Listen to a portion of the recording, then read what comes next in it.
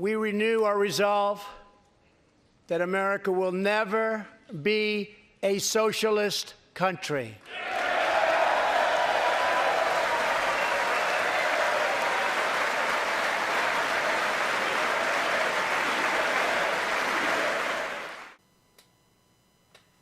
Hey, what's up, everybody? Chris Wild here. Well, Chris Stolle. I don't know why I keep saying Wild. I'm not a wrestler anymore. With Mr. Brian Miller of the Star Wars Canon Podcast. What's up, guys? And here we are doing the inaugural Realm of the Mist podcast. This Take is number two. 1. Take two. Take two. And we are gonna talk about the stuff that was originally on the first episode that never got aired, i.e. the Ghostbusters 2016 and Ghostbusters 3 and that whole controversy. But beforehand, we're going to go somewhere that basically Realm of the Mist really never went. Oh, yeah. I mean, it had to be said, but we never really went in this direction. But there's enough stuff that we got to talk about. Some things that we both want to air grievances on. And quite honestly, some things we want to show some pride in. If I can just let it be known here, because I mean, Mr. Brian Miller sitting here in a "Make America Great Again" hat. Hey, it's give my you thinking kind of cap. a clue. It's my thinking cap. I will tell you straight out, this is your only warning. This is a trigger warning. Some of you people may find this to be inspiring. Some may find this subject matter to be offensive. Listen at your own risk. And look, full disclosure, too, before we get going on this, just so you guys kind of know what we're getting into. Chris and I are both conservatives. You know, there's a couple things that my liberal buddy and I do kind of agree on, but for the most part, you know I consider myself right-wing, and I know Chris considers himself right-wing, but unlike some of the extreme right, we're actually willing to listen to other people and hear their ideas, and we don't judge people just because you have a different opinion than we do. That's just what it is. It's just an opinion. Everybody has different opinions, and there's nothing wrong with that. So, you know, we welcome the debate. We welcome the conversation. We want to hear what you guys have to say, you know, and we're willing to hear you out. So, well, here's the thing. This is not live like we normally do through Twitch and through YouTube. We're going to record this one because I don't know how long it's going to go or anything else. That's why we're recording it. There's not going to be a time frame. Normally, Realm Limits podcast will be about an hour long. But this one, because there's so much we want to discuss and get into, it may go a little longer. That's why it's going to be pre-recorded. Guys, that does not mean we don't want to hear your opinion. That's what the comment section down below is for. But I will ask this. Brian and myself, are going to try to remain as respectful in our opinions as we possibly can towards other people and their points of view. I request that you do the same. I will not delete you for stating your opinion. But if you're attacking other people for their opinions, you will be removed from the comment section. This is not meant to trigger the trolls. This is meant to have an open dialogue of ideas. So with that being said, the first things we got to talk about, if you haven't figured out from the intro already. We'll piss everybody off at the beginning, then we'll talk about the fun stuff. Yeah. Is the State of the Union address was just given a couple days ago by our points of view. President Trump has come and given his second inaugural State of the Union address discussing certain policies within the country that have gone in the last 2 years, plans for the future. And he made a lot of statements that really didn't sit too well with the Democratic left, the left side of the aisle.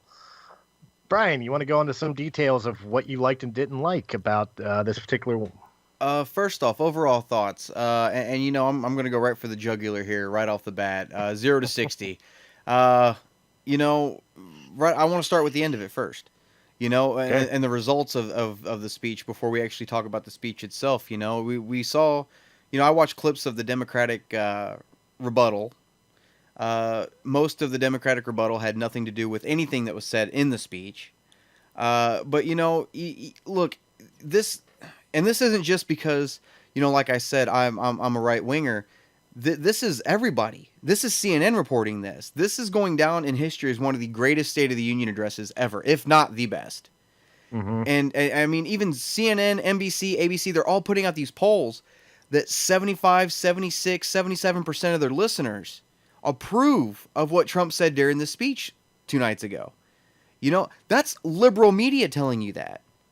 You know, and you know they hate reporting that. You know they hate it. So this speech was absolutely, it was inspiring. You know, it was, you know, before the speech came out, you know, I see a lot of people on Facebook arguing, which I've pretty much removed myself from arguing with anybody on Facebook at all anymore. You're not going to change each other's minds. There's no point in doing it. You know what I mean? Like, me putting my opinion out there is not going to change the extreme lefts, you know, and I get called a racist, you know, and I'm used to it at this point, so I don't care. And, you know, it doesn't even mean anything now. The word racist does not mean anything anymore at all. No, it doesn't. There's no sting to it at all anymore. You know, which sucks because there are real racists out there. And when you say that, that's not an insult anymore. But this speech, you know, every point he hit, he got some cheers, he got some boos, you know, he got the Democrats and the Democrats and Republicans chanting USA. Hell, one guy had happy birthday sang to him. You know, like, how cool was that? That was cool. And you know, it was one of those speeches that no matter how you spin it, Trump came out on top during that speech. And like I was saying earlier, you know, I've seen a lot of people arguing on Facebook before the speech. I was starting to lose complete and utter faith that he would ever get term 2. And now that I've seen this speech, I can almost guarantee you Trump's going to win 2020. Well, see, I'm right there with you. I mean, let me go into the cons before I go into the pros of the speech, because the cons are going to be a lot shorter of a list to handle here. And again, these are personal opinions, but like Brian said, this is getting reported even from both sides of the aisle's media outlets, whether it's Fox, CNN, whatever. They're all pretty much singing the same tune, that this will go down in history as one of the greatest State of the Union addresses of all time, which... yes, that's got to be a lot of crow for CNN and MSNBC to swallow, since they've been talking about Orange Man bad for so long, you know. So I am seeing a lot of the left side, especially like the late night viewers, talking about like, oh, every single one of it was a lie. You know, Trump didn't say anything that was truthful or factual in his State of the Union address whatsoever, except it is. You can go look it up. Yeah. Every single part of it has been accurate. Yes, did he embellish some stuff? This is one of the negatives. Did he embellish some stuff like, if I was never elected president, we'd be at war? Yeah. With North Korea? That's Trump. Not a great line. Yeah, that wasn't the greatest thing. Yeah. Not a great line, but at the same time, even that's not necessarily wrong. It's true, though. He was the one that brought a peace talk to North Korea, who has brought North and South Korea to the table with each other. You got to give the man his due, regardless of his own ego, which the statement is his ego. Right. And I don't agree with him placating his ego. But at the same indifference, the man, first off, has a right to be egotistical, because he pulled off what no president has been able to do. And that's get North and South Korea to sit down and talk. Well, it's not that they couldn't. It's just that they wouldn't. Right. And two, that's just the way Trump is, man. He's balls to the wall, like to steal your phrase, balls to bone. I'm going to say what I want to say and do how I want to do, because I'm going to do it for the right reasons. That's Trump. And love him or hate him, that's Trump. And it obviously works, because it got the man elected. You know? Yeah. I mean, it works. It's not one of those, whether you like it or not, Trump did win. Trump won. Like, even if Hillary, you know, everybody says, well, Hillary had the popular vote. Well, guess who quit the race? Guess who seeded the race? Guess who threw in the towel and quit before it was over? So it doesn't matter that she won. She could have come back and won the electoral vote. Guess what? She still quit the race. Trump still won.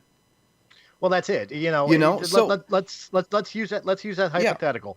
Yeah. Let's say, for the sake of argument, that she did win the popular vote and the electoral vote, and technically she should be president. That hypothetical part, you put it directly out there. She could have won by a landslide, and she turned around and said, "I throw in the towel." That automatically makes Trump president, whether she had the votes or not. She surrendered. She quit. She gave up. Yeah. She quit. So there's none of this spinning that she won the popular vote, she should be president. That all goes out the window as soon as she calls Trump on election night 2016. It all went out the window at that moment. So that argument, there's no argument there. Okay, so Trump is president whether you like it or not. And, you know, personally, I support Trump. You know, I do. And it's look, and full disclosure, Chris, this might be a shocker to you. I actually didn't vote for Trump in 2016. I didn't. I actually voted for Gary Johnson. You know, and it was because at the time it was one of those things where it was, oh, great, Hillary's the murderer and Trump's just going to buy the election. And that was really where I was at on election night. So I voted Gary Johnson. But since Trump has taken office, man, he's won me over.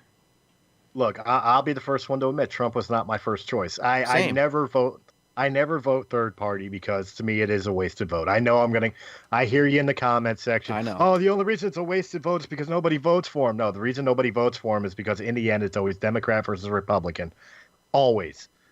Independents, Green Party, they never, ever get the support. Yep. And they're never, ever going to get the support. It is rigged that way that they will never get the support. Yep. I'm sorry, but the truth hurts. That's the machine. So you have a choice between Democrat or Republican, right or left.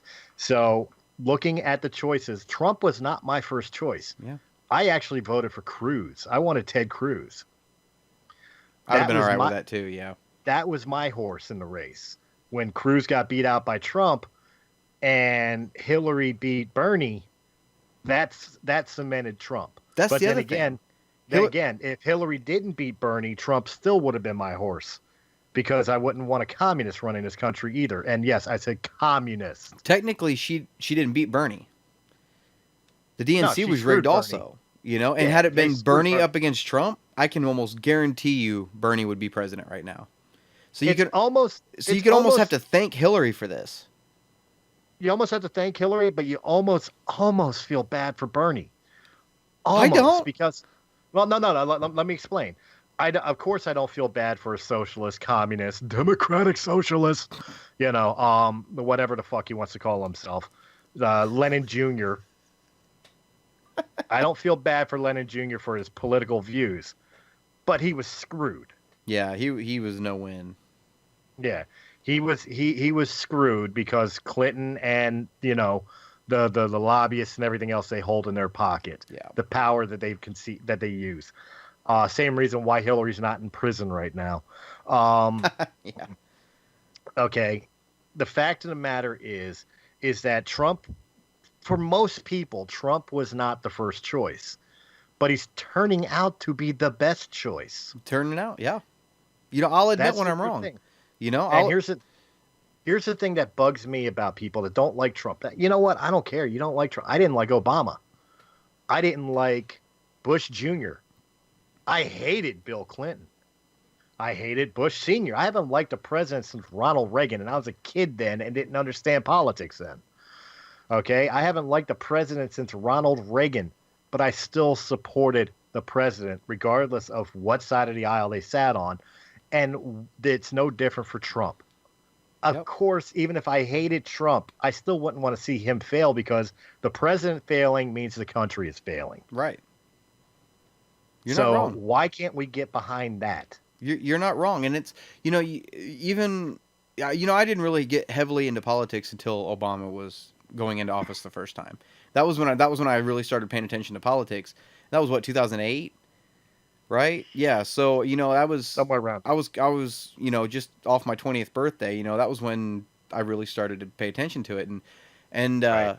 You know, even throughout his entire presidency, I cheered him when he did right. When he did things right, I praised the man.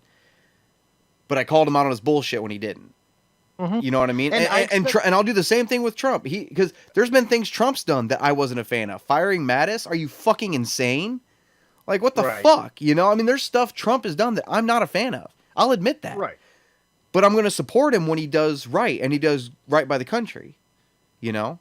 And we'll get back to the State of the Union here in a minute, but no, you're absolutely right. And I'm right there with you. I mean, I think the only time I ever applauded Obama was when they got Osama bin Laden. Mm-hmm. I think that was really the only thing I ever applauded Obama on. But it's fair to point out the inaccuracies of Trump. It's fair to call him out on his bullshit, like you said. But the fact of the matter is call him out on legitimate shit. This Russia collusion thing, Bullshit. All of it. It's been proven complete bullshit. Let it go. But I think the left is starting to realize that too, because how often do you hear them reporting on that thing anymore? Mm-hmm. Not very often. They know there's no story there. Why stay on it? You know, all it was to keep the heat on Trump. That's all it was, so that all these other people wouldn't get thrown under the fucking bus because of what they did while Trump was running for president before the election. Because they thought Hillary was going to win and all of it would get swept under the rug and nobody would ever know anything about it. And then Trump won and they went, oh shit, we're all screwed. And that's all it is. Just investigate. Keep the heat on Trump. Keep the heat on Trump. That's all it is. You know, and anybody with half a fucking brain can see that. The only reason people don't, quote unquote, see it is because they don't want to. No. That's because their candidate lost. They can't accept it. No, I shouldn't say their candidate lost. Their candidate quit. Their candidate completely threw in the towel, gave up, and they can't handle that. You know, if she was willing to quit a race like that, what kind of president would she have been? That's exactly it. And I mean, you know, let's put it all out on the table here. Okay, this is why there's still a divide in the country. Yep. To sit there and call Donald Trump a racist, that is the complete product of the mainstream media. Because if you look back throughout Donald Trump's history, that man has done more for lower class citizens, for minorities, for immigrants than most people within this country. He was awarded numerous awards from the NAACP, recognized from like Jesse Jackson, boxing commissions with Don King, all because of his work for the minority communities. But when he became president, all of a sudden he's a racist. He's the next KKK leader, David Duke. That's the word I was looking for. He's the next David Duke, and stuff of that nature. It's bullshit. It's lies. Trump is the same man he was before he ran for office. And if nothing proves that, the fact that the lowest ever unemployment for anybody, including blacks, Latinos, Asians, so on and so forth, ever in this country, is because he wanted those communities, those minorities to succeed. Yeah. No, okay. You're right. And this other thing about, oh, mean man, grab him by the pussy. You know what? I'm going to challenge you guys right now. Let's be real. Let's be honest. I'm looking dead in the camera, even though you guys can't see me because it's an audio podcast. I'm challenging you right now to go think back on any time in your life that you didn't make some sort of derogatory or sexual or misogynistic comment in some way. Go ahead. I'll wait. Oh, and while you're at it, go ahead and go through Realm of the Myths Entertainment's video podcast. Go to Breaking the Fourth Wall and find the episode of Fuck the FCC. Because we recorded an hour of using so many different misogynistic words that we thought were funny. It's locker room talk. And guess what? There were women involved in that same video. Oh, yeah. Including my girl. Yeah. She was involved. Yeah. She was laughing her ass off at it because it was locker room talk. There were racist jokes in there too. Guess what? And Matthew Cruz was there for it. Mm-hmm. You know, like so it's you know, a perfect example of this, right? I have an acquaintance, and I won't say her by name. Actually, you know what? Yeah, I'm going to call her out. She ain't going to listen to this anyway. Her name's Ayana. She's an acquaintance of Kirsty and I, and right. You know, we used to be pretty close friends. She's pretty hardcore liberal, you know, and you know how I am, so you know we butt heads a lot. Of course. And you know, when this whole grab her by the pussy thing started coming out with Trump, you know, and that he had said this shit and everything, like, who the fuck cares? You know, and I saw on Facebook somebody had said something along the lines of how he had said that, and she goes, well, you know, and referred to him as, you know, the father of the country at this point. The father of our country shouldn't be saying that right now. You know, the man leading it. She's like, if I ever heard my parents talk like that, I would disown them too. You know, and so I commented, and I'm like, you know, I know you personally, and I personally have heard the conversations you've had with our other friends, and you have said so much worse than that. So much worse. Does that make you unfit to be a mother? And she got pissed off, you know. And it's one of the. Who cares? Who gives a shit? All the people online that I know personally that were bitching about his language and his terminology and and some of the I guess you could say vulgar things that he said, they've said the exact same fucking thing. They've said worse. They've said worse. I know damn right well I've said worse. I've said worse. I've said worse on these podcasts. I don't care. That's just that's the way it is. Just because I make blonde jokes or baby jokes doesn't mean I actually want to kill babies, which we'll get to in a minute. But just because I make dead baby jokes doesn't mean I actually want a dead baby. They're fucking jokes. When did comedy become the victim in this country? When social justice warriorship was on the Bullshit. rise. Bullshit. When social justice, but this is what killed comedy. Social justice warriors, feelings became more important than facts, and what's the other thing? Political correctness. When all those things came into power, it destroyed comedy. You can sum all that up in political correctness. Every bit of it you can sum up to it. But and when you get back to the State of the Union speech that he gave, whenever he's up talking about something like that, I don't give a shit about what he said in the past. I don't give a damn. I don't care. Even look, and I'll be fair too. Right now, we've think back to Brett Kavanaugh, to all the hearings going on with Brett Kavanaugh. They were going through his high school yearbook. Who gives a damn? Who gives a damn about his high school yearbook? And and it's a double-edged sword. I will sit here and not be the hypocrite. All these Democratic governor, and lieutenant governor, they're talking about how in their yearbooks they're doing blackface. Who gives a damn? Who cares? Right. How is that relevant to what they're doing now? Granted, they're on the opposite side of the aisle for me, but I'll be fair. How does that have anything to do? Yeah. How does that have any? We're sitting here talking about high school yearbooks. Are you kidding me? So if I ever decide to run for city council, they're going to pull my yearbook out and see that I blackened out the tooth on some asshole that I went to high school with and say that I'm a jerk because I blackened out his tooth? Are you kidding me? Well, no, you're absolutely right, because I'll even go so far as to defend fucking AOC, which, God forbid. Oh God, are you feeling all right? But how they came out with the videos of her dancing around doing music videos and shit like that as a teenager. Dude, if I ever ran for a political office and shit came out of shit that I did in high school, I'd probably get fucking lynched. Probably. Okay, but I thought it was cool back then, and back then I had no aspirations for any type of leadership or in the public eye lifestyle. Right. So what did I care? Yeah. And to the point, I'll put the point right on the head, like what you were talking about with the blackface and everything else. Look, is it kind of fucked up? I'm not going to lie and say it's not. Yeah, of course it is.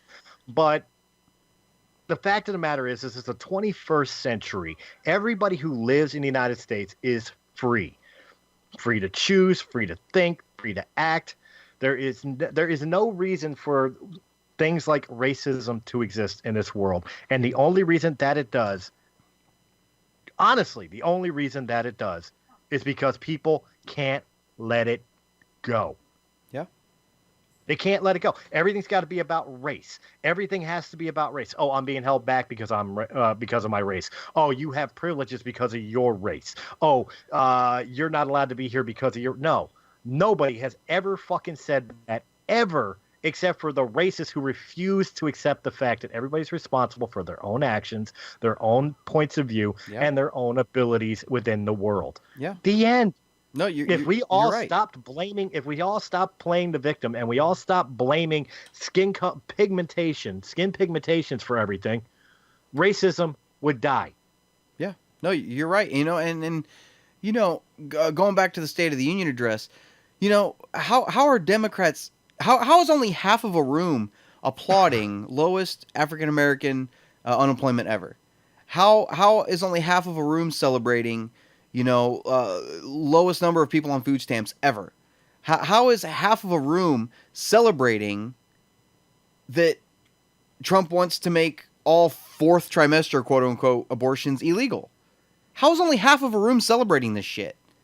Oh, by the way, pay attention. The half of the room that was standing up and celebrating these things was the ones that are supposed to be the evil, racist, right, misogynistic, hateful conservatives, Republicans, the dirty word. No, you're right, and it's and I'll play devil's advocate. There are Republicans too in the GOP that are just as two-faced. that are just as hypocritical. There are. I mean, you can't say Washington, D.C. without having hypocrite thrown in the middle of it somewhere. It's impossible, you know, and it shouldn't be that way. But I say that to say this. Out of every politician that I can remember, now granted, I'm only 30 years old, but as far back as I can remember, when's the last time you ever saw a candidate actually fulfill more than 5% of their campaign promises?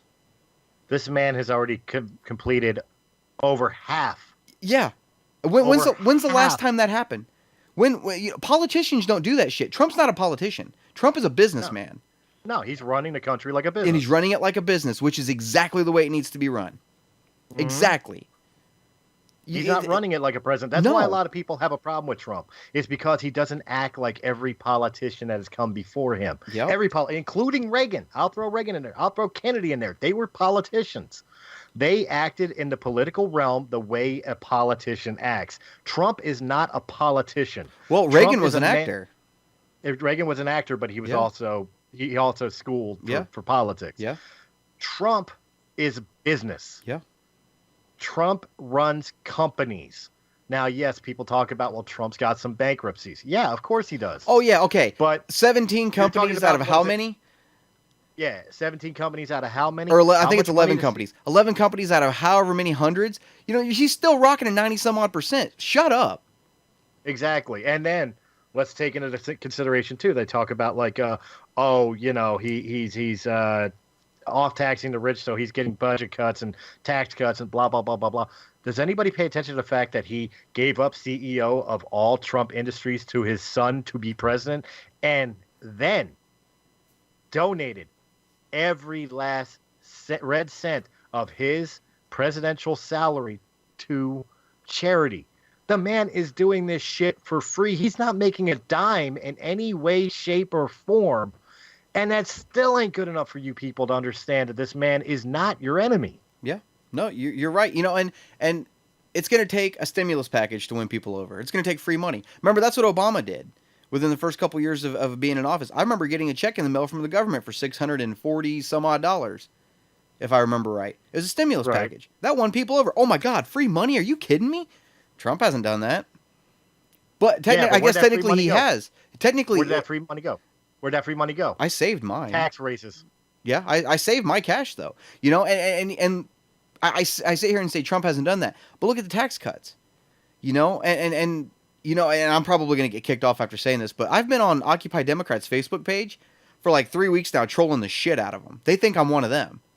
You know, and all I'm doing is sitting there and watching the comments roll through and throwing out an opinion, and they're eating each other alive. You know, and it doesn't. You're either Democrats are like, I don't want to say all Democrats, but the far left Democrats. They look at other Democrats and go, "Oh God, if you're not a far left, you just should be a Republican." You know, there's no gray area with them anymore. You know, and Trump is trying to find that gray area. He's trying to find that middle ground for everybody. He wants, like I said during the live stream 2 nights ago, because we did a watch party on Facebook for the State of the Union address. And we had several of our friends and family and stuff tune in, but it was, you know, I said during that, Trump wants everybody to win. He wants it to be a win-win-win-win-win situation for everybody. He's not fighting. He's not competing. He's trying to make this work. Everybody says Trump hasn't negotiated on the border wall. Bullshit. How many times? Look at his latest proposal. He's the only one who did. He's the only one who did. And you know, even Republicans are pissed that he's doing it. Mm-hmm. You know, I mean, look at how much he gave up. He started the government back up. Granted, I want to see how this turns out next week, you know, but it's one of those things that he has given ground over and over and over again. Pelosi, pull your head out of your fucking ass and do the goddamn same. You've got Democrats yelling at you. Get in the fucking room and work with the man. Well, you got your far left, and you're absolutely right, because not only is it like if you're not far left, you're Republican. That's the way they look at it. But if you're Republican, you're automatically alt-right. Yeah. Look, Republicans don't like the alt-right. And they say we put labels on people. Right. We don't like the alt-right. No. Fuck no. Those are the fucking banjo-playing fucking assholes that nobody likes. Okay? I call myself right of center because there are liberal ideals that I do agree with. I'd agree with that. I think I'm a little more far right than you are, but I would agree with being there. Yeah. You know, so that's how I view myself. But you know, the fact of the matter is if you were to put a scale where the moderate center, and then you've got right and left wing, maybe a thumbnail of the right and a thumbnail of the left would be alt. The rest of it is normal conservatives, normal Democrats, and then of course your moderates in the center. Mm-hmm. That's the truth. Yeah. The problem is that the ones that are making the most noise on either side are the extremists on both sides, and they're ruining it for everybody else. Let's take into consideration that not only is it them being loud, being obnoxious, being stupid, and trying to sway public opinion to their points of view one way or the other, but they're painting bad everybody else. Like right now, again, I will point out, Brian is wearing a MAGA hat.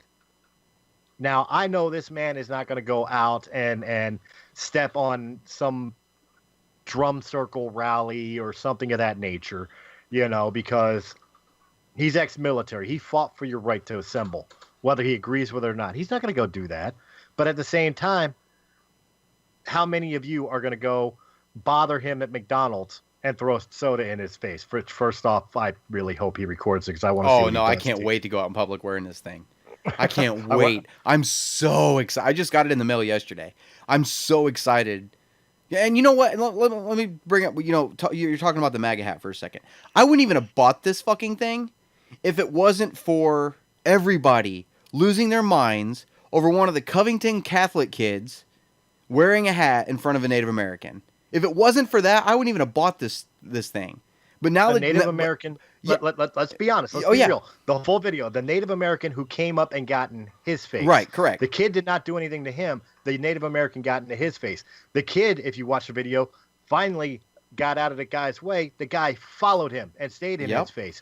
All the while, the black Israelites sitting there calling out racial slurs and everything else to those kids who were waiting for their bus. Let's be real. They were not the aggressors. Was that kid an arrogant little shit sitting there smiling? Yeah. But was he at fault? Was he in the wrong? No. No, you're right. He wasn't. And you know, and if it takes wearing this hat because at this point the battle lines are drawn. Mm-hmm. You know what I mean? And at this point, if that's what it takes to show which side you're on, I'm all for it. You know, I don't care. I don't care anymore. But, you know, talking about the speech a little bit more real quick before we move on to the next. Yeah, let's get back on before the next subject. Yeah, we just like ran off into this fucking just tumbleweed of shit for a half hour. But no, it needed to be said. It did need to be said. Yeah, you're right. But the thing is with this speech, no matter which side you're on, I remember I said this too during the or right at the end of the speech. It doesn't matter which side of the aisle you're on right now. You cannot refute that everything that man said was true. You can say there are alternative facts. There's no such thing as a fucking alternative fact. A fact is a fact is a fucking fact. I don't give a damn what, you know, about your feelings, which reminds me, I have a t-shirt on the way here right now that says Trump 2020, fuck your feelings right on it. And I'm going to wear that motherfucker in public too. And I don't give a shit, you know, and it's one of those things where if you can't accept fact, that should be a mental disorder. It really should. If somebody tells you repeatedly, the sky is blue, no, it's not. It's yellow. No, it's not. It's green. There's something wrong with you. And it's not because you're colorblind, which guess what? That's a birth defect too. But I'm not going to judge you on it. My best friend is colorblind, partially. You know, there's nothing wrong with that. But it's one of those things where fact is fact. When Trump comes out and says we have the lowest African American unemployment in history, he's not wrong. He's right. We've got the best we've had the best January in our economy in what 30 years. That's fact. Mm-hmm. That I don't give a damn. That's true. You know, right? Well, I care about global warming. Guess what? We have less carbon emissions now than ever before. That's fact. You know, I'm sorry if you don't like the fact. The truth hurts sometimes. Swallow the fucking pill, and if you have to, choke on it, because that is exactly the way it is. And here's the other fact that most of you need to get through your head. This is Trump's doing, not Obama's. Obama did not put this shit in motion. Obama didn't give two shits about any of you people. He was too busy sowing dissent and filling his pockets. Yep. Obama did not put any of the stimulus of the economy or the lowering of unemployment into any effect. This is Donald Trump. And like I said earlier, don't get me wrong. If Trump does something that I don't like, I'm going to call him out on it. I'm not going to defend. I'm not going to defend the man on everything he does, just because, oh God, Trump's 2020. And no, I'm not going to do that. You know, like I said, he fired Mattis. That was a dumb fucking move. You know, personally, you know, I'm all for ending the war in the Middle East. I'm all for it. But being somebody who was over there, physically over there, you don't want to pull them all out. End this the right way. Don't just quit on it. End it the right way. Well, no, you got to learn. You got to learn from Operation Desert Storm, where we went in, you know, months of preparation for 2 weeks worth of fight. And then when we had Hussein in our hands and Schwarzkopf, we wanted to go get him, Bush says, oh, no, never mind. And then we just pulled out. Yeah. We allowed the regime to do what it did to that country afterwards because we walked away. Yeah. Yeah, we pulled a Hillary Clinton. Yeah, we walked away. So, we allowed that to happen. That's on us. Yep. So we do have to do it right. But it is time for us to get out of that area. I agree, you know. But this whole Mattis thing, man, I hate this Mattis thing. I'll say that much. But anyway, we've got other stuff we got to talk about also.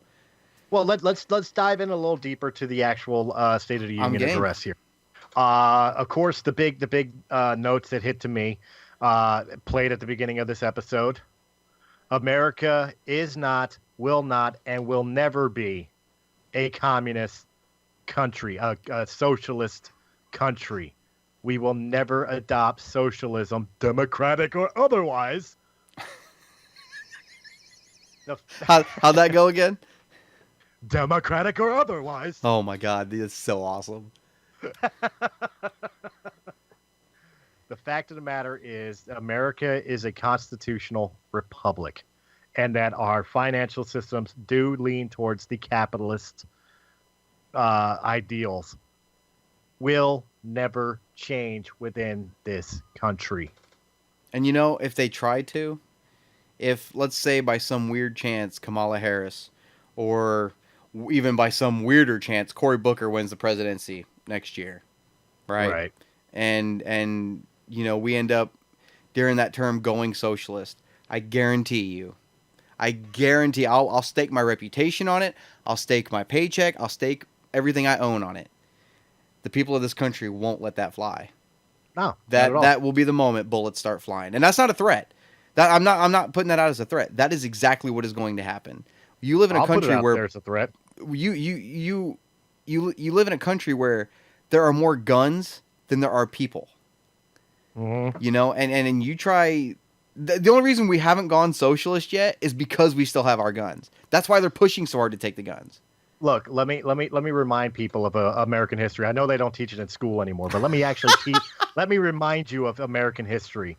A bunch of colonists with no formal military training put together militias and a regulatory army to fight back the strongest empire in the world to win our independence.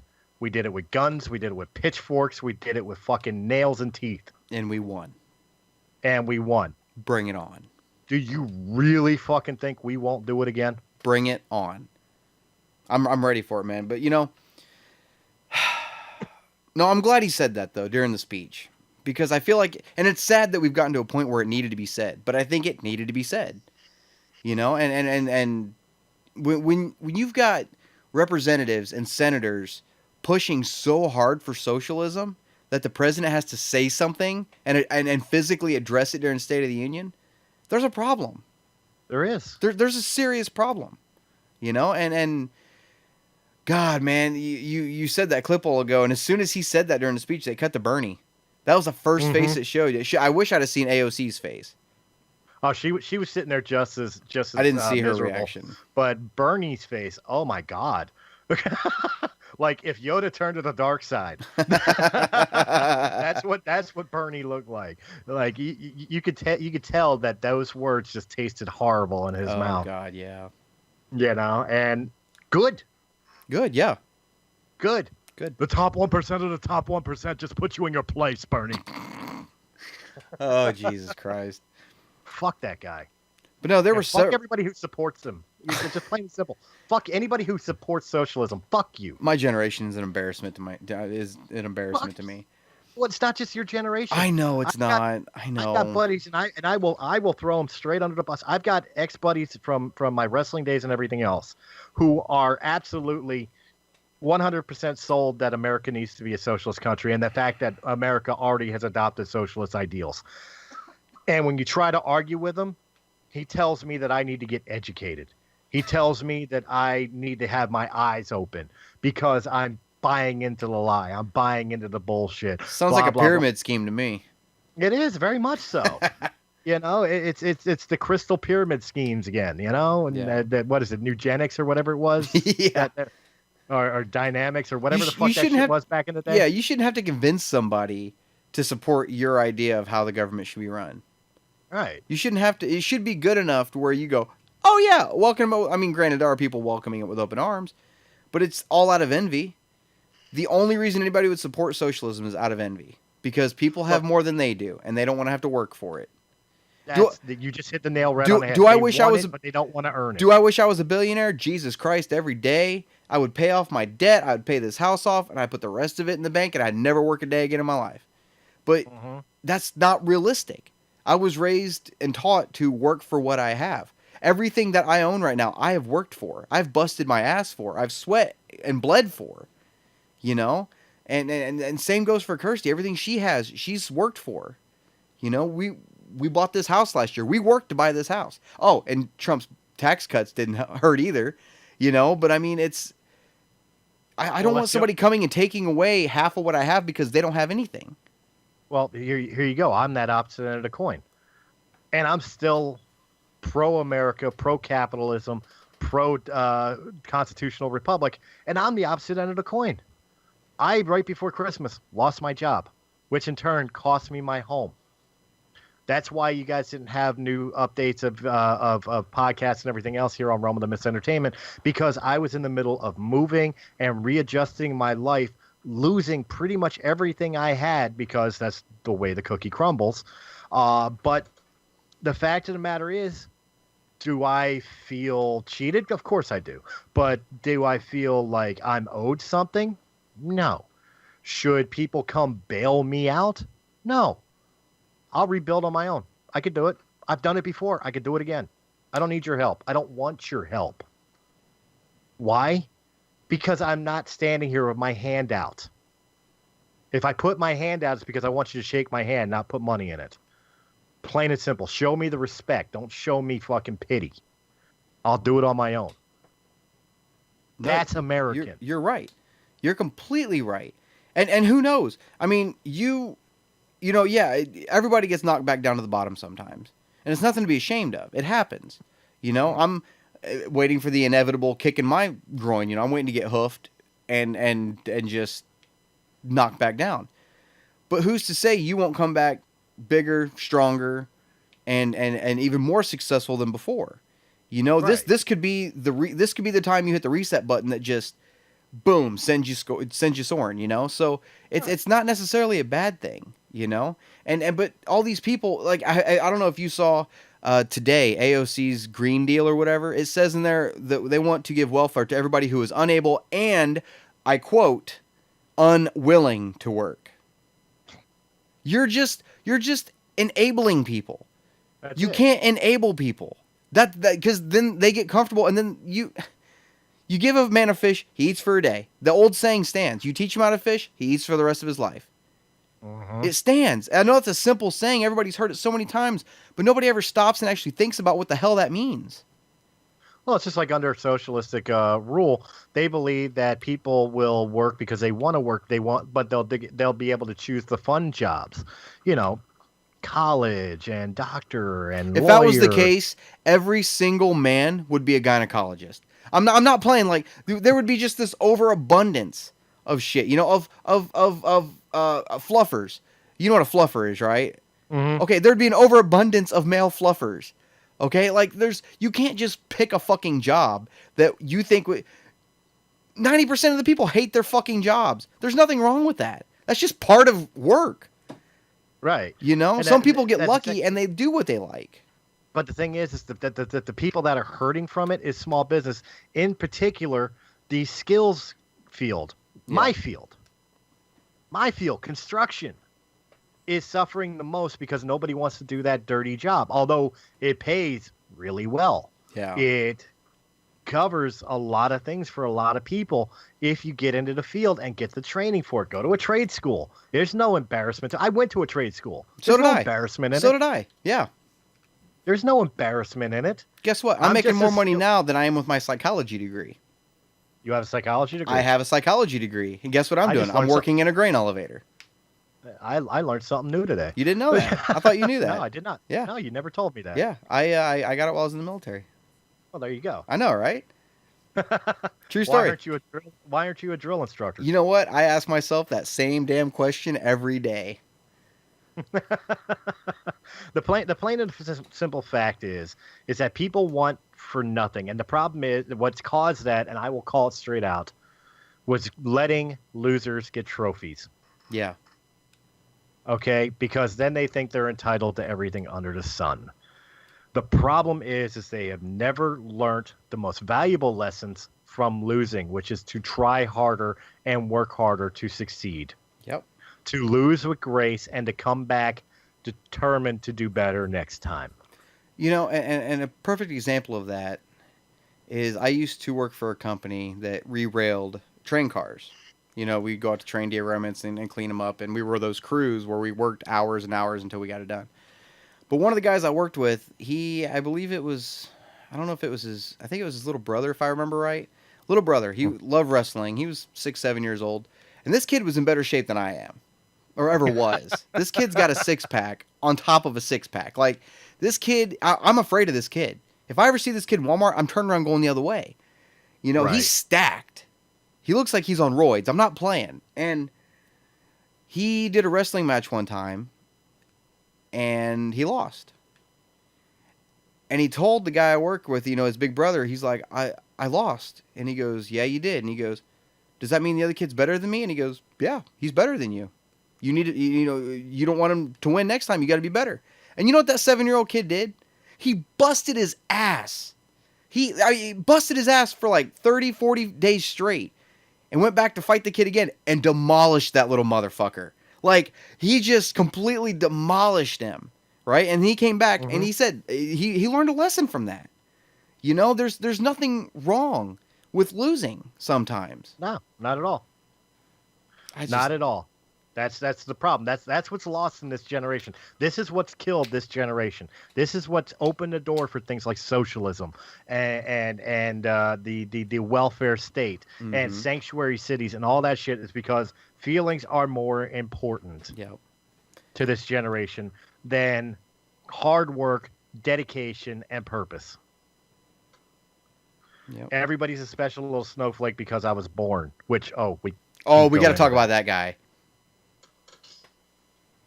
Anyway, so what we were talking about was the guy that's now going on talking about how he wants to sue his parents, Indian American guy, who is suing his parents because they gave birth to him. Yeah, that's real. Without his permission. This is the world you live in now, people. This is it. Without permission. He was born without his permission, without his okay. You know, and I saw, you know, and it's related to that. I saw there's an author who's writing some book about feminism or whatever. Which, by the way, feminism is probably one of the most toxic things I've ever seen. But anyway, we'll talk about that later, I guess, if we get around to it. But she put an article in there talking about how men are trained from birth to not care about women's rights. And she goes, and I'll take it a step further. Women, every man that's born is inside of his mother without her permission. The very first thing every man does is rapes his own mother. She says that in this fucking book. Yeah. All right. So you've got people who believe that. You've got people who want to sue their parents because they made you. They've got, you know, it's just, and you're trying to tell me it's not a mental illness? How is No, that it not a absolutely- mental illness? It absolutely is a mental illness. It's Jesus Christ. What It's the taken- fuck? It's taken good ideals like women's liberation and equality. Great ideals. I'm not going to say that they're terrible ideals. Right. They're not. They are great ideals, but it has taken them and perverted them into pure self-centered and self-serving evil. Because it's gone beyond whether a woman gets paid equally to a man or is considered to be equal to a man. And now it's we're the superior race. We get to dictate who lives and who dies, who is worthy of our existence and who isn't, who's worthy of our time and who isn't. They think every woman in this newest feminist movement thinks they're fucking Cleopatra. Mm-hmm. You know what I mean? Or Dionysus, or Hera, or whatever woman of mythology or past history you want to put in here, woman of power. That's who they think they are.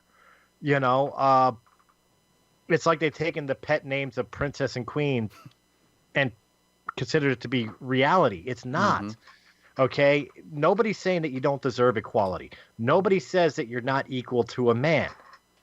But when you're sitting there and you're telling me that I have no say in something that was created with 50% of my DNA, that's wrong. I don't care who carries it. That's wrong.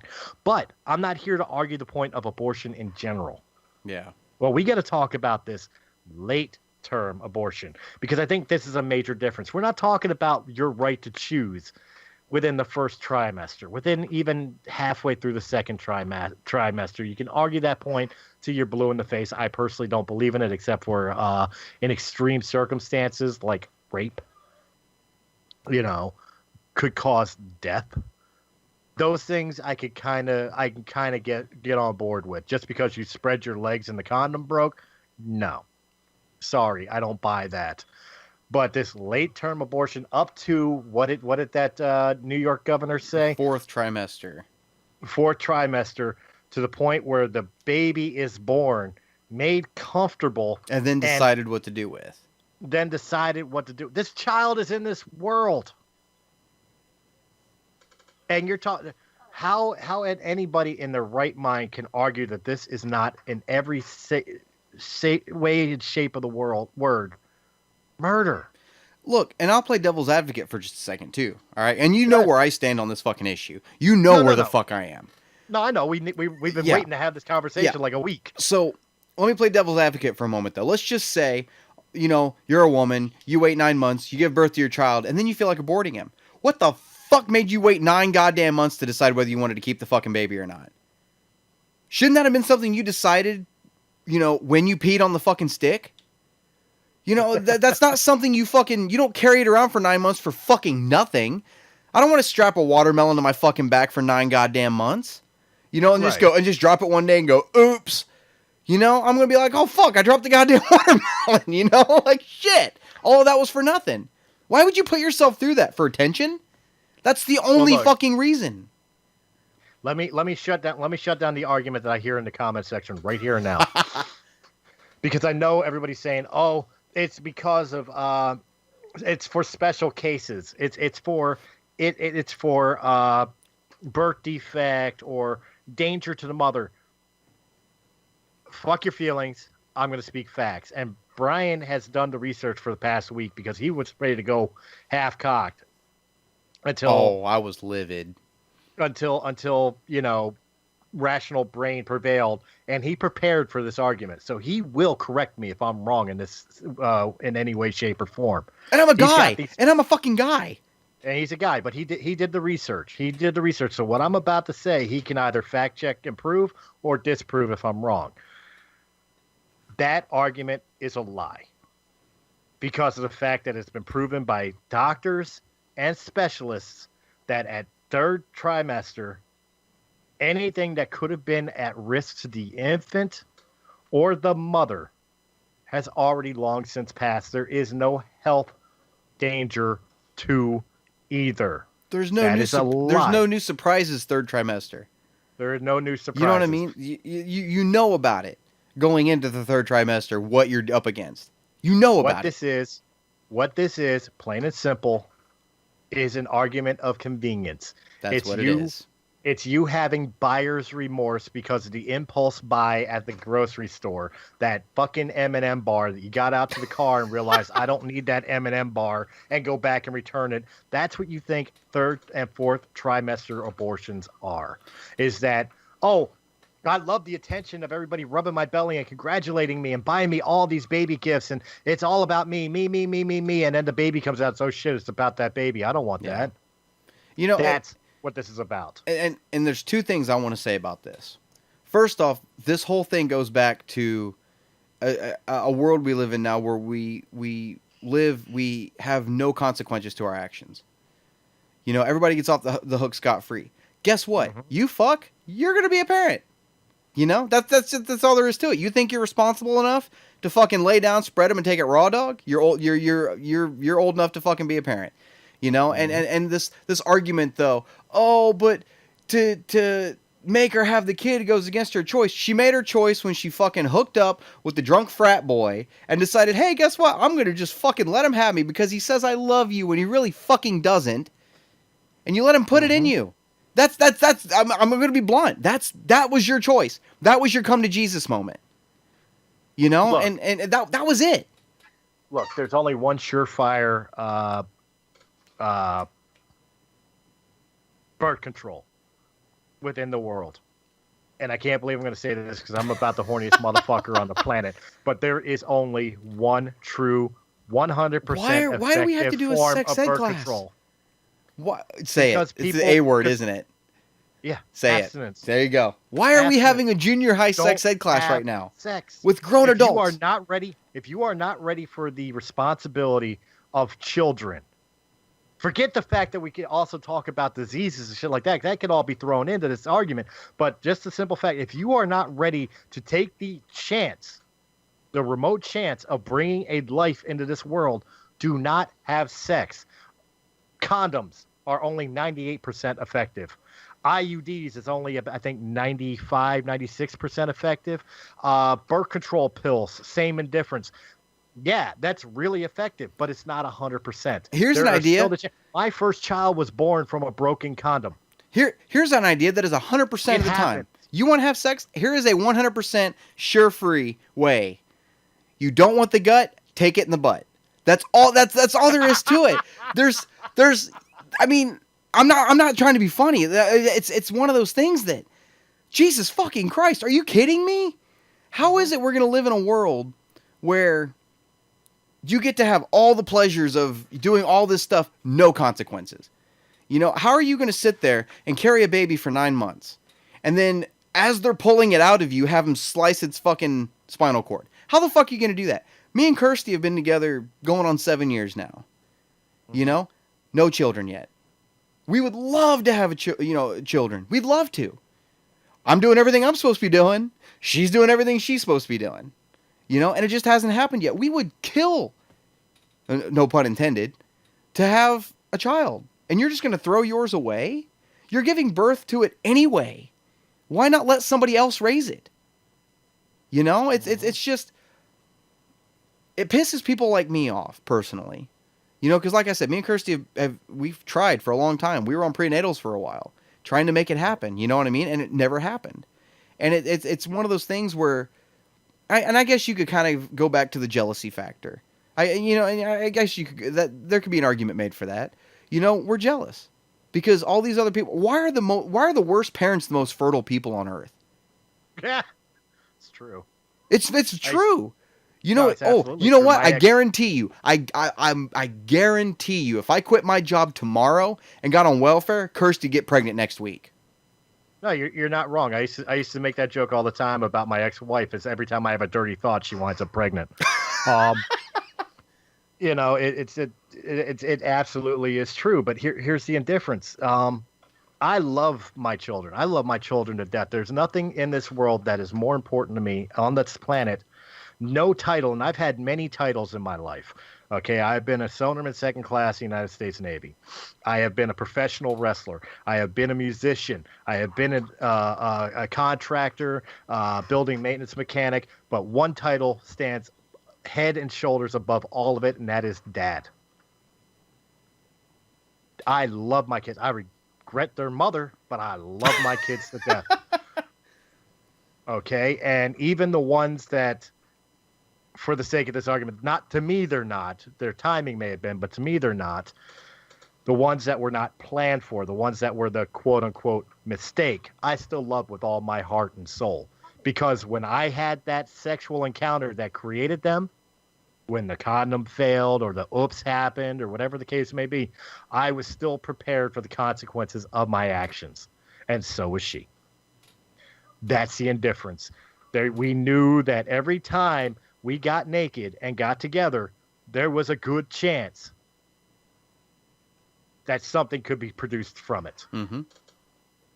That's what this world, this generation, if you will, needs to get through their stupid freaking heads. You know, anybody listening to this right now who has you know, actually decided to listen despite being on the opposite side of the aisle at this point. If you're on the opposite side of the aisle at this point and you're still listening, thank you, by the way, for giving us the time of day to hear us out. But secondly, I want to pose to you a question, and this is for me personally, and this is not a rhetorical question. This isn't a hypothetical. I want an actual answer out of this from you. Right. I literally want you to answer this question because I'm curious and I don't understand. Why is it in the medical field, when somebody's heartbeat stops, we declare them clinically dead? But when a heartbeat starts, they're not alive? Why is it one way and not the other? You know, and you know, maybe there's an answer to that I'm just not seeing. Educate me. Try to tell me your point of view. I want to hear your side of it. You know, because I'm failing to understand. You know, like I'm shaking right now because I'm so pissed. Like I fail to understand how anybody. Look, okay, so September of 2017, my two best friends, Kyle and Ashlyn, they had their first son. You know, they tried for so long to have a son, they finally were able to have a son, Raiden. And we went to the hospital the day he was born. I remember you telling me about I told Raiden, you about this. Yeah. And you know, Ashlyn was obviously still under the epidural and still out of her mind, but Kyle was holding Raiden. And we had known for 9 months that Raiden was coming, you know, and we were prepared for it. We got him moved into a new house and everything like that. But I'm not even related to the kid. You know, I'm Uncle Brian. Right, I'm not even related to the kid. But the moment Kyle handed him to me, how can you not fall in love with a kid? That wasn't even my kid, and I almost cried. Right. You know, and I'm not taking away from them being parents. Don't get me wrong. It's just, I'm not making it about me. I'm just saying, how can anybody not have that feeling? That's what I'm getting at. I can't imagine what it's going to be like when it's my child for the first time. I don't know what that feels like. You know, hopefully someday soon I get to find out. And I'm so ready for it. You know, they say you're never ready to have a kid. Fuck you. I'm ready to have a fucking kid. Bring it on. Well, guess what? Here's another factor that I'll tell you from personal experience. Again, my oldest son was a broken condom incident. I was nowhere near ready at 19 years old to be a father. Okay? You get ready. Mm-hmm. You don't have to be ready. Real men get ready. Real women get ready. Yeah. Okay? There's no excuse. It doesn't matter if you're working at McDonald's or going to college or whatever else when the shit happens. If you're a parent, if you're a real parent, you step up regardless of your situation. Yep. Because it's not about you and how ready you are. It's about what they need. The end. You know, and let's say I find out tomorrow Kirsty's pregnant. The idea of abortion is not even remotely it's not even a part of it. Mm-hmm. That's oh my God, this is happening. This is really happening. This is great. Let's get ready for it. Let's turn the spare room into a nursery. Let's do this. You know, right. I'm all for it. I'm ready. Bring it on. You know, and at no point at all, even if we find out, you know, second trimester, well, Mr. and Mrs. Miller, your child is probably most likely going to be born with autism or Down syndrome. I don't care. I'm going to love them. I'm going to love him or her just as much as I would if they didn't. You know what I mean? Mm-hmm. It doesn't matter to me. How I don't. Maybe like I said, I'm just failing to understand how somebody can see their child come out of them that they just spent 9 months carrying and feeling kick and listening to and watching ultrasounds of, and then just see somebody just. Well, look, I don't get it. How can you be that fucking heartless? I'm going to name drop again. Something you just said about like whether the child came out with like some sort of disorder or whatever. That doesn't diminish the person of the child. As a matter of fact, healthy or not healthy, children change you. Do you think John Mark Tully is the same man he was before his daughter? Absolutely not. But we've been on episodes of War of the Stars and Breaking the Fourth Wall on camera with John, and he just automatically brings his daughter in. Yeah. And you just see it. You just see she lights up his world. Hell, before we started recording tonight, you saw me having a video conversation with my daughter. I did. And letting her wave to you and everything else. A buddy of mine from wrestling, he was my manager. He was a promoter, Dan Laria. He has a son. He's got many kids, but he's got a son, his youngest son. Well, I don't know if he's his youngest. Actually, I think Danny's somewhere in the middle. But Danny was born with a lot of disabilities, ailments. Danny is now 18 years old. And still, like, the parents have to do everything for him, have to feed him, have to clothe him, have to... Basically, I don't want to go into details of everything that Danny has, but Danny cannot survive on his own. He needs constant care and constant help. Do you think that stops Dan and his wife in any way, shape, or form of not only being the people that they are, but being able to love and care for their child? Absolutely not. As a matter of fact, I would argue the point that Danny and his disabilities have probably softened my friend that much more and made him that much more of a caring human being than he may have ever been before Danny came into his life. Children change you, and in almost every sense of the word, I will say they change you for the better. No, I don't doubt that one bit. And I'm hopefully someday, soon, I get to experience that. But yeah, you will. But it's just I don't know, because when I messaged you about talking about this, I was irate. I remember pissed. I'd been having a conversation with a friend of mine back in Ohio. She used to be one of my karaoke people. For those of you that don't know, I used to host karaoke. I know, shocker, right? Believe it or not, boy can sing. But anyway, it's Japanese for tone deaf. Oh, yeah. But she was one of my karaoke people, and she's got her husband. I'm going to go ahead and say their names, Megan and Derek. Right. Derek used to be married to another set of my karaoke, or a woman that was one of my karaoke women, Lori, who's now married to a man named Dave, right? But Derek and Lori had at least one daughter together. I think there were more, but at least one daughter together. Okay. Now, this girl has grown up. She has had a child. She's been diagnosed as bipolar. And during her... and by the way, Dave and Lori are hardcore liberal. Hardcore liberal. They were taking their single-digit age children to women's marches and to, just protests. All kinds of stuff. They're just trying to indoctrinate the shit out of their kids, right? Right. They told her, if you don't want to keep the child, we'll take you to New York. It's fine. We'll go get it taken care of. She said she wasn't sure she could handle raising a child with her mental disorder. You're bipolar. Who the fuck isn't nowadays? You know what I mean? Like, that's not a mental disorder at this point. You have mood swings. Who the fuck cares? Everybody does. And it goes back to that political correctness shit. Why does everything have to have a fucking medical term?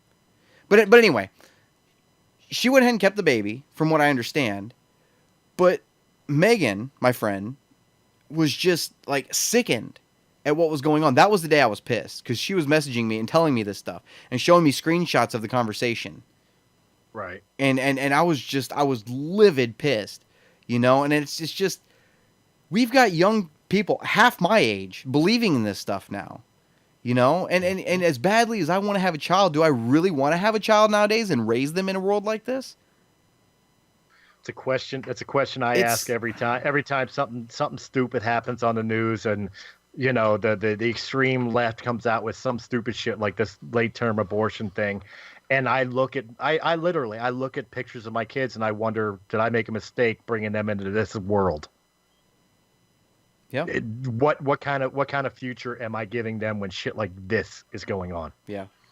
But don't get me wrong. Like I said, if I find out tomorrow Kirsty's pregnant, abortion's not even in the fucking conversation. No, and it shouldn't be. And it's not going to be at all.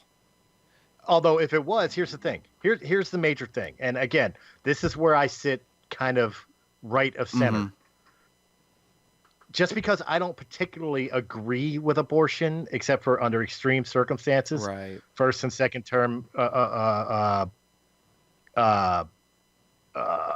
abortions, mm-hmm. You know, I kind of sit on the fence with that. I believe in pro-life more than pro-choice. However, there are extenuating circumstances where I could understand the reasons for abortion.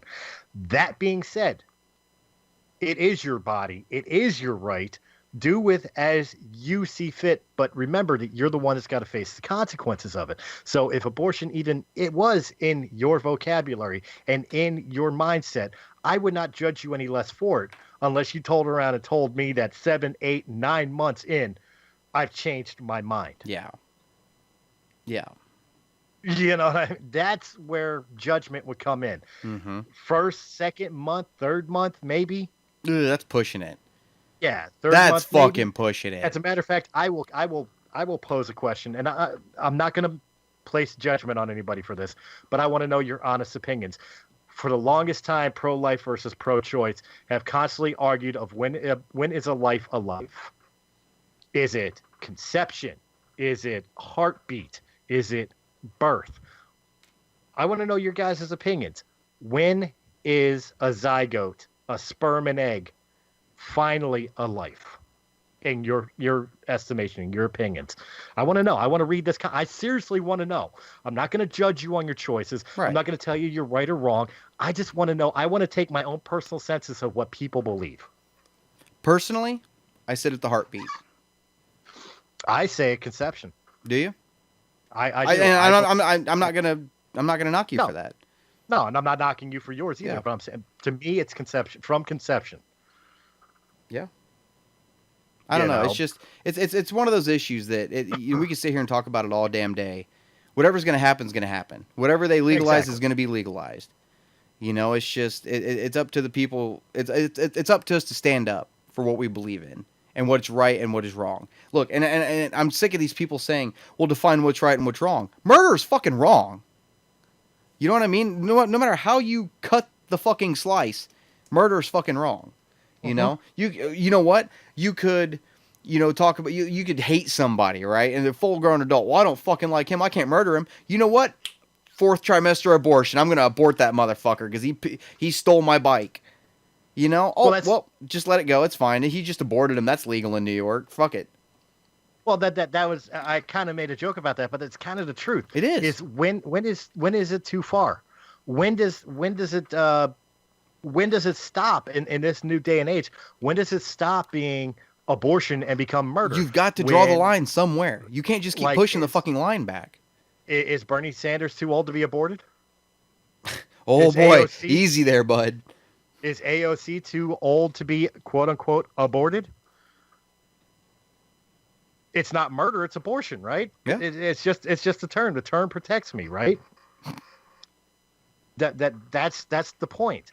Is if we allow these types of evils to manifest and create and become law, when does it end? When is it too far? If a day-old baby is still abortable, what about a week-old baby? What about a month-old baby? And they keep on its first birthday. They keep allowing this stuff. That line's going to get pushed further and further. Exactly. It's going to be. That's my point. When is it too far? Then we're going to be talking about toddler side. Mm-hmm. And it's just, when is enough enough? When is it going to get to the point? Because look, I'm going to hold everybody accountable on this. I haven't seen I mean, there's people speaking out, but I'm not seeing hardly anybody physically stand up and say, no, you are not doing this. Well, we did. We saw Donald Trump do it. He said he wants them to work on a bill, but he didn't come out and say executive order, not happening. Well, if he's a man of his word, I expect that if that bill doesn't pass, then an executive order will be closely following behind. But it shouldn't take the president to do that, though. Us as a people, as human beings, should be able to stand up and go, no, no, no, no, no, no, no, no, no, that is not right. That is completely skewed from right. Look, all evil needs to succeed is good to do nothing. Yeah. As a matter of fact, my buddy Kyle was talking about earlier on his PlayStation, his motto, evil men prosper when good men fail to do anything. Mm-hmm. And it's true. He's probably watching this going, man, he knew that? He actually noticed that? But no, it's completely true. And like I said earlier, when we were talking about the socialism thing, if it ever goes to a socialist government, bullets are going to start flying. That's when people are going to start physically standing up, quitting their jobs, and joining militias. And you're going to see militias mobilize. You're going to see all this other shit happen. That's when shit's going to get fucking real. And buckle in for Civil War II, because it's going to fucking happen. Like we were talking about on the phone the other day. The first Civil War was fought over, slavery, and not just slavery, obviously, but there were other things. The second one's going to be fought over abortion or socialism, one or the other. Both. Both. Yeah. The two biggest problems in this country right now is the socialist movement and this late-term abortion thing. There's other issues that are going on in this country as well. I'm not going to argue that point. Illegal immigration, the wall, blah, blah, blah, blah, blah, blah, blah. But the two biggest hot-button problems facing this country at this exact moment is this late-term abortion push and this rise in socialist activities. Look, and I'll call a spade a spade. To end. I'll call a spade a spade. Even I'm getting sick of hearing about a fucking wall. And I'm for it. Like, even I'm getting sick of hearing it. Mm-hmm. You know what I mean? Why the fuck is this still a conversation? That's why I'm saying I can't wait until next week is over, because then the fucking conversation will either kick off like a sumbitch and actually be interesting, or it's going to die off. Look, I'll say it again as a conservative. This will be my only point on the wall. My only point on illegal immigration, not immigration in general. Illegal immigration, not undocumented. Right. Yeah, not people who came to this country legally. I welcome every single person from every single country who came here legally. Same. But the illegals that came in and broke the law to get here, I don't care how decent the people they are. While they're here, they still broke the law to come here. Yep. You're a criminal from the get-go. Donald Trump, yes, did make the campaign promise that he would build a wall and he would have Mexico pay for it. Obviously, none of us believed. I believe that was a very impulsive promise. I think that was something he just came up with on the seat of his pants and went, oh shit, now I have to follow through with that. That was made for applause. Yeah. The fact of the matter is Donald Trump wants a southern border wall. And the people who voted Donald Trump in want that southern border wall. And the people who voted him in for that wall do not give a shit if a dime of it comes from Mexico. We will pay for it out of pocket. If you want proof of that, look at the GoFundMe site that made over $13 million of people just donating to a That wasn't counting veteran. Checks being mailed in either. Yeah, that wasn't counting checks and all that, which was, created by a disabled veteran who believed in the wall. We more than willingly were willing to support this wall and pay for it out of our own pockets. We don't care. The left that wants to argue the fact that he promised it would be paid for by Mexico, he's a liar because Mexico's not paying for it. It's them grasping at anything. I don't care that the wall isn't being paid for by Mexico. I don't care. I care that there is a wall. I care that there is a wall with doors. Yeah. That are heavily covered. So that way people can't climb over, can't dig under, can't do whatever except for come through those doors. And the only way to come through those doors is when you've done the proper procedures to do so. And if my hat is so goddamn racist, why are there Mexican mayors in Mexico wearing hats that say "Make Tijuana Great Again"? Red hats. Why are they making? Is it racist against Mexicans when he wears one for Tijuana? Like, He is. Have you seen that picture?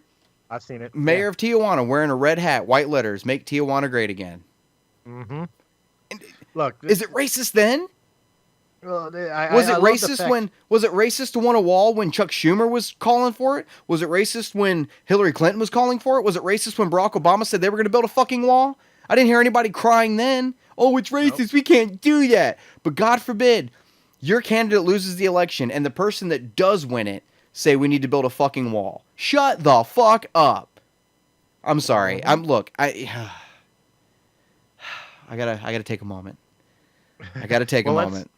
Let's call this good on the political side of it. That's probably not a bad idea. We had our fun. We got our points out.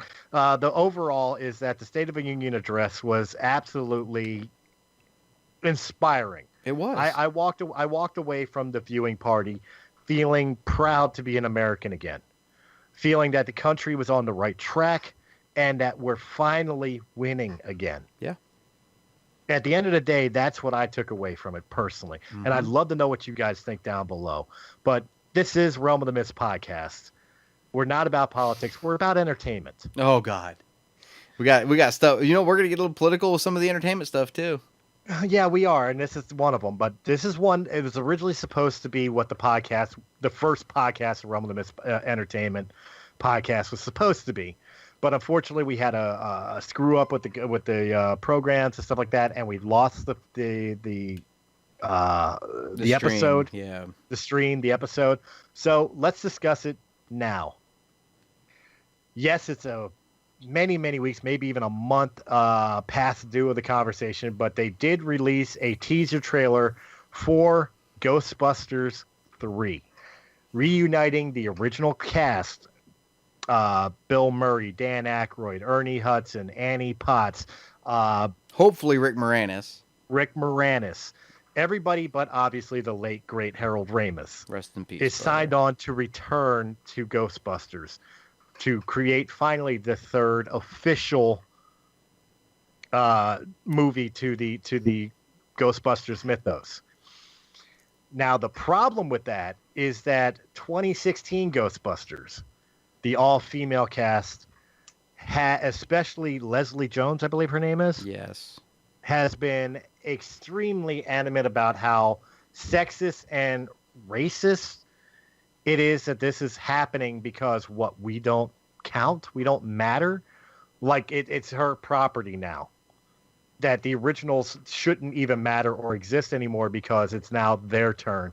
And for some reason, this is oppression of women because your movie flopped, and this movie is already getting praised because of the fact that it's the original cast returning. Brian, how do you feel about this? Let this in. Okay, so Ghostbusters 3, let me put it to you this way. Everybody who knows me knows that my first love is Star Wars. First, balls to bone, first foremost, that's the first thing. If I'm ever allowed to watch, one set of movies again for the rest of my life, it's Star Wars. I don't give a shit. But, and I know we've got, Star Wars coming out later this year. At this point, I am more excited for Ghostbusters 3 than I am Episode 9. and you know how excited I am for Episode 9.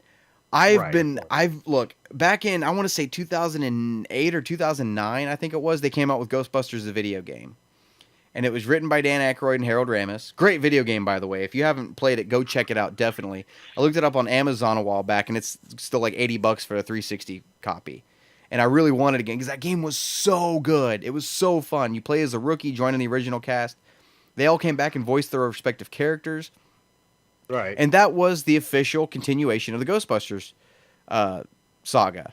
They said this is an official sequel to Ghostbusters 2.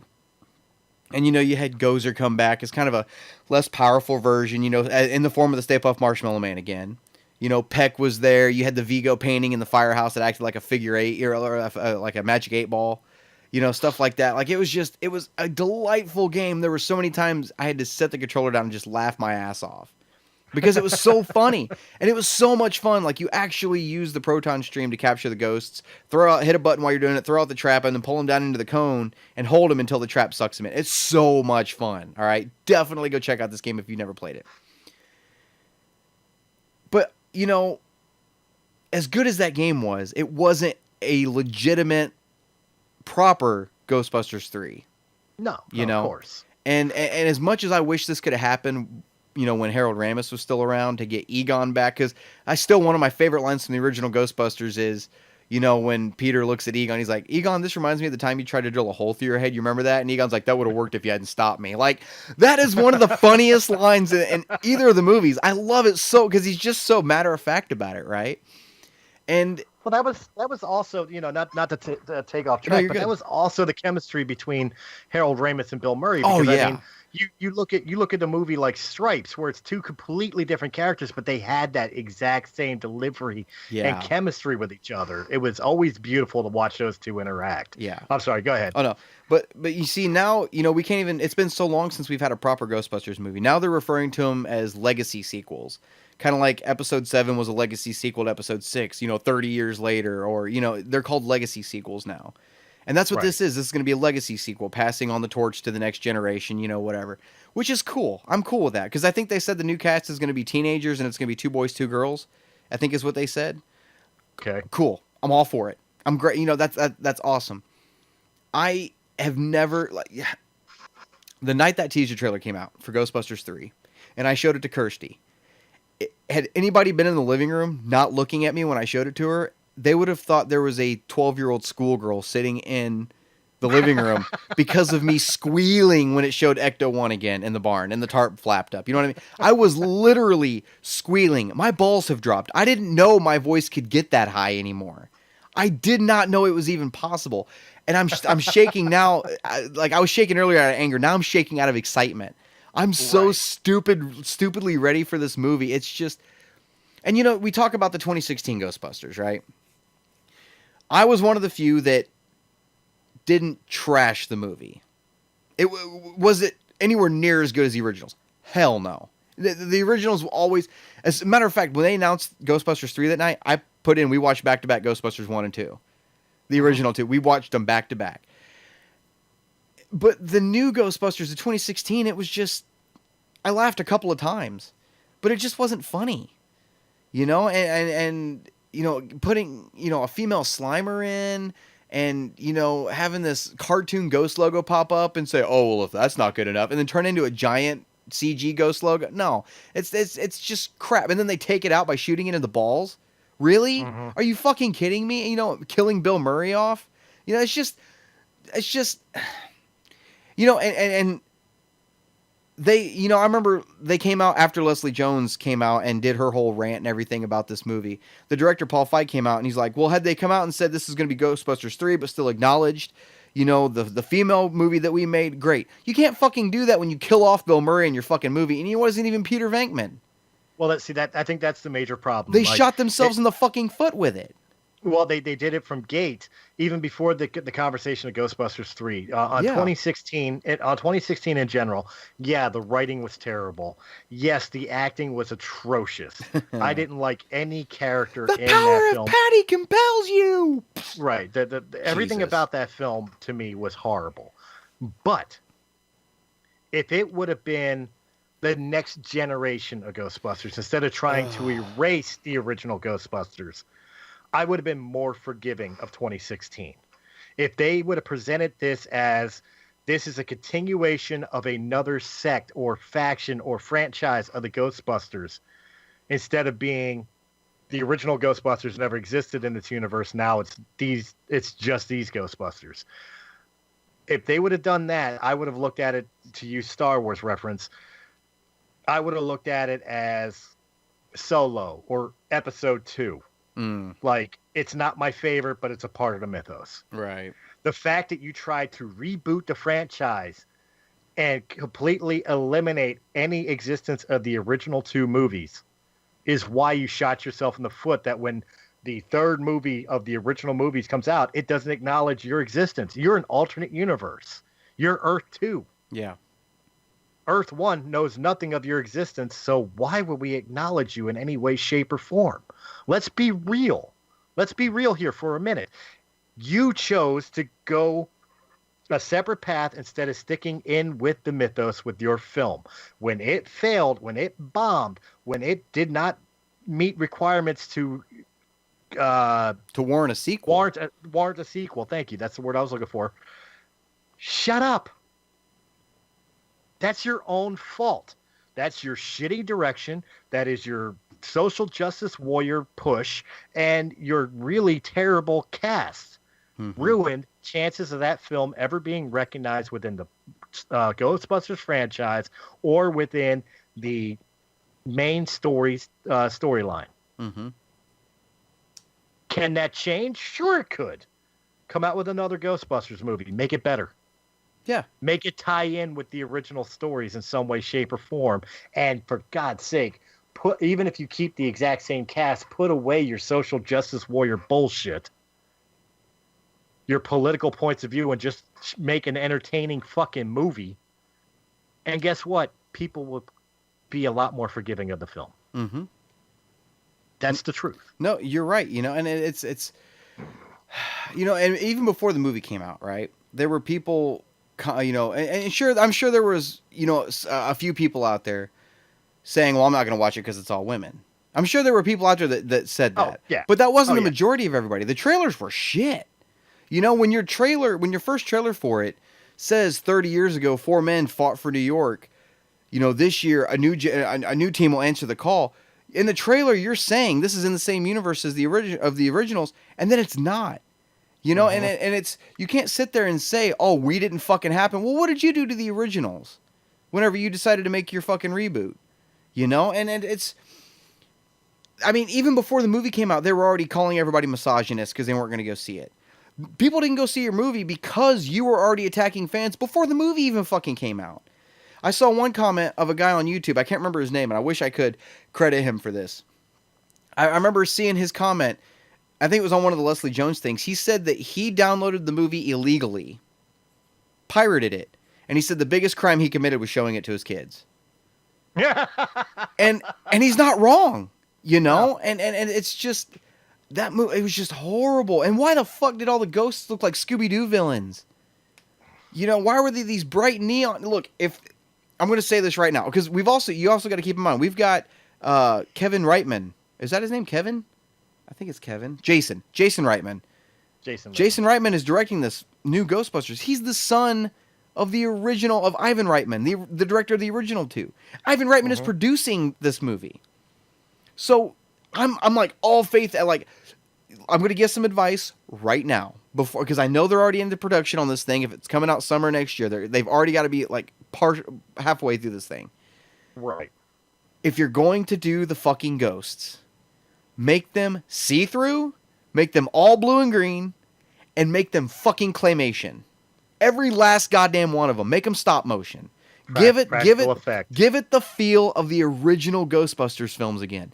That is going to win over more people than you think. Because when we talk about Star Wars, I say one of the biggest things that I wish they would do with these new films is stop with the CG backgrounds. Do matte paintings again. You'd be surprised how far just matte paintings would go on giving these new Star Wars films the feel of the old ones. And it's amazing how when you go back to those effects, how it just flows naturally. Sure. Make the proton packs look brand new, like new proton pack effects. CGM, great, whatever, because they were rotoscoped in the original films. Right. Go ahead and CGM, that's fine. But when it comes to the ghosts, the actual heart and soul of what makes Ghostbusters, give it the same feel again. Because they did it in Star Wars. Look at the Djarit board on the Millennium Falcon. They went back and did claymation again to make it match with the original. Even in Solo, they did that. That was a very pivotal thing. Had they CG'd those characters, you'd been like you would have accepted it. It didn't fit. But it wouldn't fit. Now you have a chance to do something really special with Ghostbusters 3. There's an opportunity here to show Hollywood what you can do with nostalgia and with these legacy sequels. You have an opportunity here. Don't fuck it up. You could show a pretty blend of CGI effects with practical. Yes. Something the new Star Wars saga has been proving. And don't do this bullshit where you have all these different fucking gadgets like they did in 2016. You know how many gadgets Holtzman made in the new Ghostbusters movie? Too goddamn many. Because, I mean, look at Ghostbusters 1 and 2. you had the proton pack, the trap, and then that nifty little thing they fucking had in Ghostbusters 2 that caught the poltergeists in the jewelry store.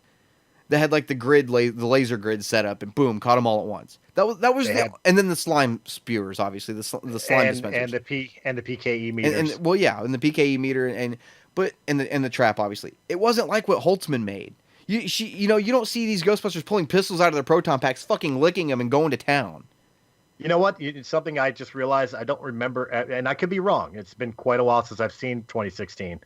You may be fresher than I am. I've only seen it once, bud. Did they even have a containment unit? I don't remember.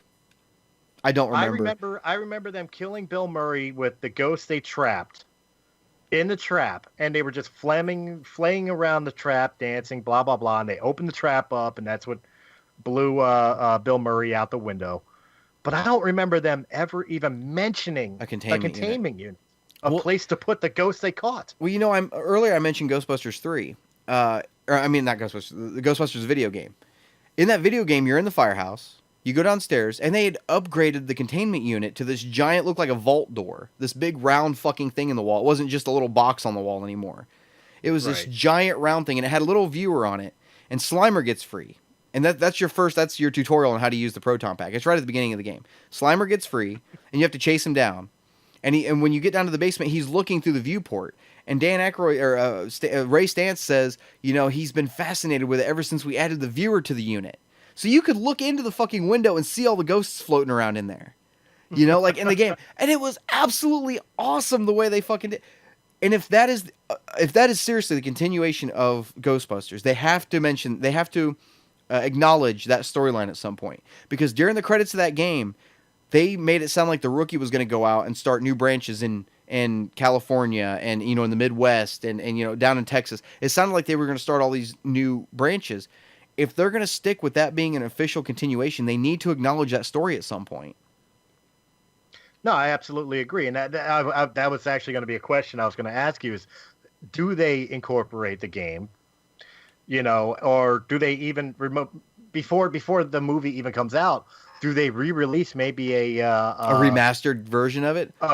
Please, God, do it! Oh my God, Chris! Oh my God! If they do, look, y'all are about to hear me fucking lose my mind. I'm about to drop $81 on the 360 version. If I get word tomorrow they're remastering it, I'm waiting. And I swear to God, I will pre-order. I'll be there day fucking one to pick it up, and you're not gonna hear from me for fucking 2 days. Like there's no ifs, ands, or buts about it, Now, granted, the game could have been a little longer, but it was so much fun. And, and I keep talking about the game, but there was I tell everybody about this. There's an answering machine upstairs. Where they had the pool table, where they had the dancing toaster and shit, and Ghostbusters 2. Mm-hmm. When you go up to that part of the firehouse, there's an answering machine, and it's after you fight Stay Puft, the weaker version of Stay Puft from the first movie. And you can do it anytime throughout the game. There's always a set of messages for every big mission you go on. And you go back to the original hotel, the Sedgwick Hotel. You go back to there at one point to track Slimer down again. Like, he gets loose, and you got to go track him down on the 13th floor again, or on the 12th floor. But anyway, there's messages, and one of them is, "Thanks, guys, for fighting this giant marshmallow creature. In the future, sometime, could you maybe fight a giant graham cracker and or chocolate creature? Just asking for a friend. Thanks." And then one of them, another one was, "Hey, Ghostbusters, I got a question concerning all this marshmallow cream on my balcony. Is it safe to eat? And as a follow-up, what if I already have?" there's all these little nuggets throughout the game. And when you activate Vigo, when you activate Vigo, there's, he says all these little random things. One of them is, "I see in the future gas prices over $2. Stuff like that. And you're just like, fuck, man, this is 91, because the game takes place in 91. Right. And it's absolutely great. They have to acknowledge this game. They have to at some point, because this was the official continuation. They have to do it at some point. Peck was in it. Fucking Pecker was in the game. He got his due too. Oh my God, it's so great. But it's just, they've got to do it, man. You make me want to run out and buy the game. You really do. The only problem is the 360 version of it's $81. I looked it up on Amazon the other day, and believe me, it's worth it. I pre-ordered it, so I got the T-shirt to go with it. I still have the T-shirt somewhere. So not only should they reference things that happen within the game, they should definitely remaster the game. prior to release of Ghostbusters 3, so people can be fresh on the Yes. story of it. Rub salt in that wound for Leslie Jones, man. Because they made a game for their Ghostbusters. Guess what? Okay, this is the other thing. Why is she mad about Ghostbusters 3 happening when the Ghostbusters Answer the Call video game that had to do with their movie didn't even have them in it? Right. It didn't even have them in it. It had some jock-looking motherfucker and a cheerleader. Why are they not mad about that? Well, let's be fair and real here. I will speak on, like you were saying about like the misogynists of Ghostbusters Answer the Call, and stuff of that nature. Look, I could dog this movie every which way from Sunday, but I could tell you from the initial gate, when they first announced 2016, I wanted this movie to be good because it's Ghostbusters. Too. It's carrying that mantle. I wanted it to be good. I knew nothing about Kate McKinnon. I knew nothing about Kristen Wiig, so I held no opinion on either of them. I knew Kristen Wiig from Paul. All right. Well, I held no opinion on them, one way or the other. Leslie Jones, I knew to be kind of funny, but she's usually very racial and very loud, and I don't particularly care for that. So that was kind of a turnoff. The main turnoff to me was Melissa McCarthy. There is nothing about this bitch in any way, shape, or form. Wow, that is straight funny. for the jugular there, huh, Chris? I don't care. There's know. nothing about this bitch that is funny in any way, shape, or form. She is a loud, obnoxious woman who thinks that she's the equivalent of the dick and fart joke. If the dick and fart joke wasn't funny. Yeah. Is really what she is. Why would anybody think that constant jokes about one wonton in soapy water-looking soup would be funny? Why? It wasn't funny the first time. Why did I see it 4 more times in the movie? Yep. My problem with Ghostbusters being an all-female cast was not the fact that it was all-female cast, but who they casted. Mm-hmm. You could have gotten, off the top of my head, the girl from Pitch Perfect, the heavyset one, Rebel something. Rebel Wilson to replace Melissa McCarthy would have been way funnier. Mm-hmm. You could have gotten the other girl from Pitch Perfect, the cute one, Anna Kendrick. Well, the cute one, that doesn't really narrow it down. The lead, Anna Kendrick. She could have replaced Kristen Wiig. Way better of an actress. You know, you could have gone older with some actresses and stuff like that. The point being is that you could have had better casting of the female cast, and that in itself would have improved the film. Yeah. And then again, take out the social justice warrior shit, this woman power shit. Don't even point out to it. You want it to be woman's power, then let it stand on its own. Yep. The fact that you're forcing it down everybody's throat by throwing it in their face every 2 minutes, and every male character you had in the movie was a dumbass or bad, you've ruined it. Yeah, you've ruined it. You've alienated your audience. They're just pissed off because Gozer was a woman with a flat top. That's all it is. Well, she was a sexually empowered woman.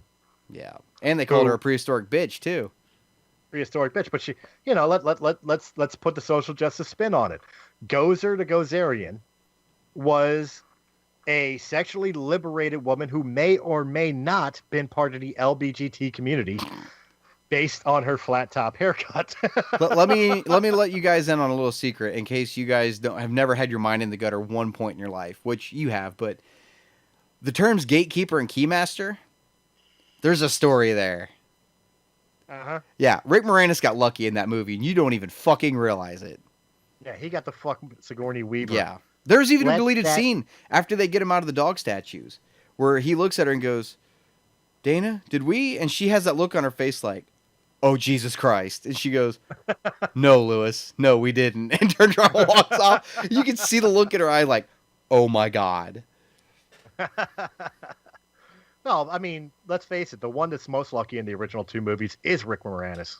Yeah. Lewis totally got the fuck Sigourney Weaver and Annie Potts. Oh, my God, yeah. In fact, Venkman got Lewis's sloppy seconds. Let's be real. Ew, yeah, you're right. Well, All hey, right, guys. I'm going to export this real quick. What else are we going to be talking about? Nothing. We're going to end it right here, guys. Oh. Thank you very much for hanging out with us. I hope you enjoyed this video. If you did, hit that thumbs up button, share this out, comment, and of course, give a subscribe, guys, because we want to be here for you. We want you to enjoy the contents that we put out. Brian, please tell them where they can find you and what's coming up for the Star Wars Canon Podcast. Well, Chris just gave it away. You guys can find me at the Star Wars Canon Podcast. We're going to be starting to go live every Saturday night about 7 o'clock on YouTube channel. Just simply look for Star Wars Canon Podcast. Got a full episode this week coming up, too. Very, very excited about it. You guys can find us on Facebook also. It is just Star Wars Canon Podcast on there as well.